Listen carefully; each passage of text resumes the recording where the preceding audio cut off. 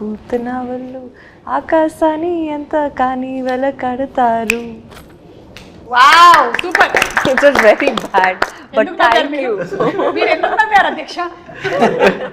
It's okay, I know I'm a horrible singer. Okay. You're good. It's matched. Thank you, sir. ఇప్పుడు ఈ subject ని ఇంత బాగా handle చేసినందుకు నాన్నగారి దగ్గర నుంచి 100కి 100 మార్కులు వచ్చేసాయి. ఇక ప్రేక్షకుల దగ్గర నుంచి రావడమే తరువాయి. నాన్నగారికి నచ్చింది అందరికి నచ్చింది. అవును, ఆయన కన్విన్స్ చేయడం కష్టం. అవునా? 5 o'clock లేపి కన్విన్స్ చేశారు కదా మీరు. Now also they used to fight for hours, 3-4 hours, but end of the day they'll come to the conclusion. Okay, so that is what it matters kada. Yes. So ఇప్పుడు పవన్ కళ్యాణ్ గారి గురించి 1 word చెప్పాలి అంటే ఏం చెప్తారు నిధి? ఆంధీ. హిందీ వర్డ్ ఆంధీ. ట్రైలర్ లో ఉంది కదా, ట్రైలర్ లో ఉంది. కరెక్ట్ పంచింగ్ డైలాగ్ పెట్టుకున్నారు అంటే మన పిఎం గారు వాడింది కూడా అదేనా పదం? యా, ఆంధీ. కాపీ కొట్టావు, కాపీ కొట్టావు. సినిమాలో ఉంది డైలాగ్ చెప్తుంది. I got inspired. You got inspired, Yeah. But he is really ఆంధీ. Yeah, Yes, he's he really is. రత్నం గారు మీరు 1 word చెప్పాలంటే పవన్ కళ్యాణ్ గారి గురించి ఇప్పుడు ఆంధీ అనే వర్డ్ అయిపోయిందండి. C is for people. For the people. C ఏమంటానంటే ఇప్పుడు దా పవర్ స్టార్ అన్నాను. I'm telling is a real star. Not only in the film, even public also is a real star. ఇప్పుడు జ్యోతికృష్ణ గారు యాక్చువల్లీ రియల్ స్టార్ చెప్దాం అనుకున్నారు, మీరు చెప్పేశారు. ఇప్పుడు మీరు చెప్పండి 1 word. Peoples man. Peoples man. Wow. Naagaite is like one encyclopedia for cinema, ma'am. Yes. Because the experience was like very any short discussion చేసేటప్పుడు he'll refer the films he liked. So ఆ reference దాంట్లో ఏదో ఒక చిన్న ఒక swat reference ఉంటుంది, ఆ సినిమాలు చూడండి అంటారు. నాకు లైక్ మైండ్, బికాస్ ఫిలిం స్కూల్లో we have this kind of practice. ఆ ఫిలిం అప్రిసియేషన్ ఒక కోర్స్ ఉంటుంది. So they'll be selective films, we have to see those films and all.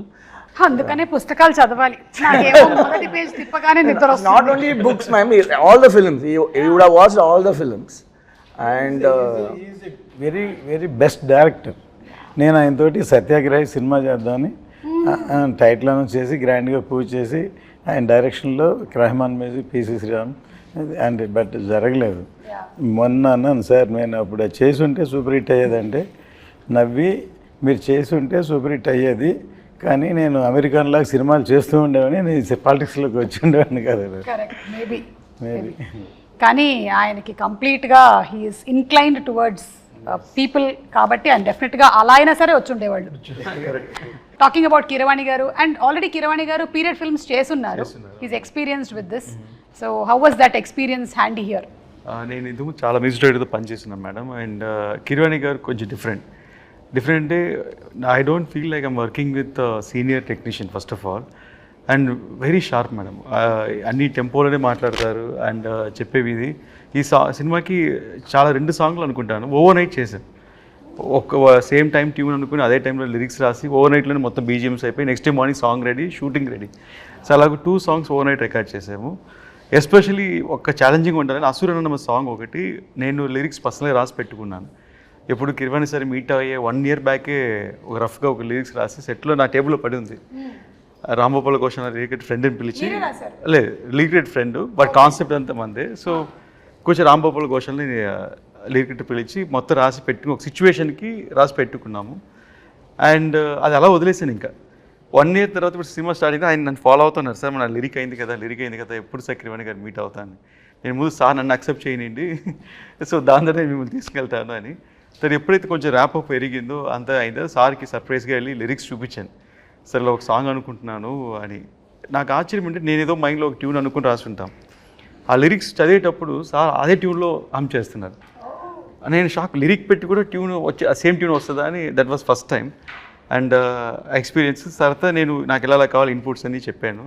దాని తర్వాత సార్ చాలా స్పీడ్, అందువల్ల నేను ఎక్స్పెక్టింగ్ ఓకే 2 daysలో పిలుస్తారు, 3 daysలో పిలుస్తారని. 5 days అయింది, 1 week అయింది, 10 days అయింది. ఇదేంటి సార్ మనం అన్ని 1 dayలో చేసాం కదా, 10 days అయింది, 15 days అయింది. సడన్గా తారా సాంగ్ షూట్ చేస్తున్నాము ముంబైలో. షూట్ చేసి ఒక ఫోన్ చేసి జ్యోతి సాంగ్ విన్నాను. ఫుల్ నాయిస్ ఇక్కడ షూటింగ్ స్పాట్లో, బట్ ఆయన హెడ్ ఫోన్స్లో వింటే నాకు షాక్. మళ్ళీ సార్కి వినిపించాను, సార్ ఇది విన్నాను సార్ ఒకసారి అని. Instant goose bumps. ఆయన 20 days తీసుకున్నారు ఆ సాంగ్కి సారు. ఎందుకంటే దాంట్లో ఒక మంచి ఇన్సిడెంట్ జరిగింది మేడం. ఆ సాంగ్లో ఏం చేశారంటే ఒక మంచి మేల్ వాయిస్ ఉండింది, మేల్ వాయిస్ పెట్టినారు.